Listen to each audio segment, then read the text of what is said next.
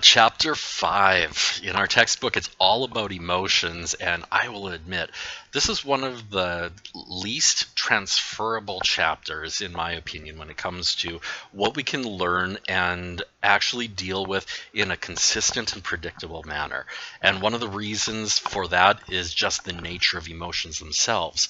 Humans are irrational when emotions come into play, and we are not predictable in how we are emotionally going to respond. So, knowing those limits exist, what is it that we can actually understand and know about when it comes to emotions and how they affect and interact with our ability to communicate effectively in interpersonal settings? Well, first is this big idea that I will put out there. We don't feel comfortable talking about our emotions, and that is largely due to the fact that we don't have the vocabulary to do so. So, what is the simple solution? It's actually understanding to recognize our emotions and develop a bigger vocabulary.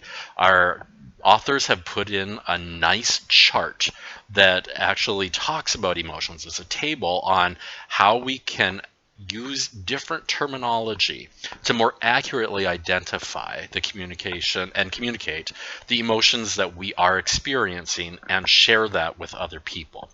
But again, the first part is recognition and being able to then express yourself with emotions. So again, we don't have the vocabulary to talk about emotions. And the other part that is a little perplexing when it comes to knowing how to be a more effective communicator when emotions are at play, we don't like talking about emotions. It isn't something that's comfortable. It is a cultural norm for the United States, at the very least, that we don't really talk directly about our emotions. Don't believe me? Think about the last time you asked or somebody asked you, "Hi, how are you today?" That is a question specifically designed to ask you to respond with an emotional state. How many options are there that you think are valid to respond? How are you today? I'm fine. That's really the go-to response that I use. I'm guilty of this, but also that I hear. Beyond that, oh, I'm tired, I'm busy, I'm okay, I'm pretty good. There really isn't a whole lot of rich content, even though this is the perfect opportunity to talk about how it is we actually feel. But it's not our culture.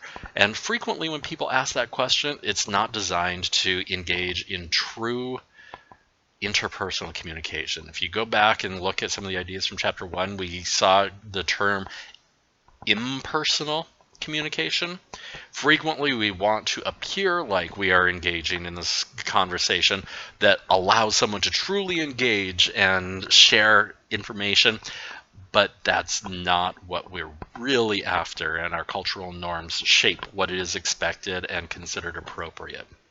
So if you are in a relationship and you know that it's going to be healthy to talk about emotions, the really key thing to do is recognize that there is a host of language out there that lets you more clearly talk about how you feel. Instead of just saying you're sad, is that really how you feel? Is it loneliness, or is it depression, or is it possibly anxiety, or a feeling of guilt or loss? There's so many better ways of saying how it is we actually feel, and we don't necessarily use that language. So in addition to those direct ties to communication, it's important to recognize also that emotions affect our entire bodies. We can look at all of the physiological effects. Sometimes we respond with tears, with laughter.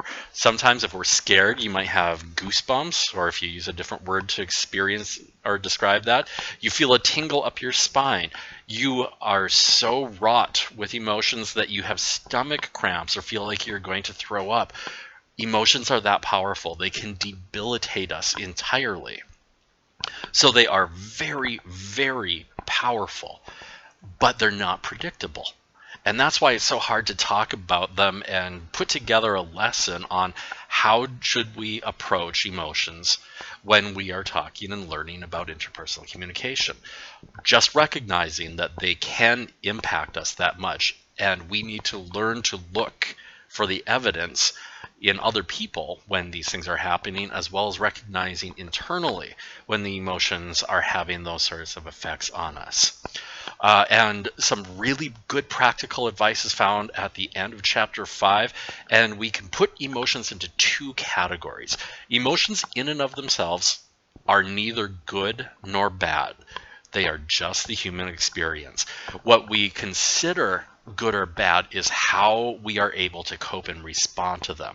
And essentially, if we are able to use them to perform our duties and advance in life in a healthy way, we consider those emotions facilitative. They facilitate good functioning behaviors and actions and communication. And these are the ones that we usually want to try to increase and experience as often as possible. Our authors don't give us a whole lot of recommendations as to how to increase them. What's really interesting, there's a big emphasis on debilitative emotions, and those are the ones that kind of derail processes. We recognize those a lot, and our overarching goal is to try to minimize or reduce how often we experience debilitative emotions. But again, some emotions can be both debilitative and facilitative. It just depends upon the situation. I mean, one of my favorite emotions is joy, happiness, whatever you want to say, however extreme it is that I'm experiencing it. And usually we think of it as a very good thing to be experiencing happiness and joy.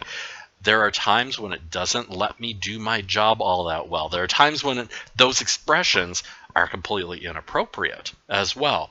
And I've been in those situations. I just cannot do anything because I'm laughing so hard, or I am so amused in a situation when I shouldn't be amused, because I find humor in the most unexpected places. I will just say it that way at times. So what can we do to actually reduce debilitative emotions? This is where our handbook in chapter 2 comes in really, really helpful. Those elements in the section on debilitative emotions and how to reduce them can be, like I just said, a handbook. Look at those things. I'm not going to say that all of the approaches will work for everybody all of the time. It is extremely situational. So again, not universal or necessarily transferable, but good, solid recommendations that are research driven. Try them. See what works for you, and know that you can recognize when things are happening for other people and possibly offer some of those suggestions on reducing debilitative emotions as well. And one of the things to recognize in addition to all of that is that we fool ourselves frequently. We fall into this idea of fallacies. Fallacies are false beliefs, and there are a whole series of emotional fallacies that can completely derail us and actually make the debilitative nature of our emotional experience even worse and more compounded. So take a close look at the section at the end of chapter 2 on facilitative and debilitative emotions, with all of those recommendations on how to minimize or reduce how often and the extent to which we experience debilitative emotions, and then look through those emotional fallacies and see if you can identify or recognize any of the habits or traps that you fall into when it comes to how you're responding to emotional situations. It's really, really good information, but highly personalized, so not something that I can say is going to apply to everybody all the time. But if you learn more about it, you have a greater sense of your own identity, and you increase your self-awareness and perceptions of what emotions are doing to you at different times. I hope it helps.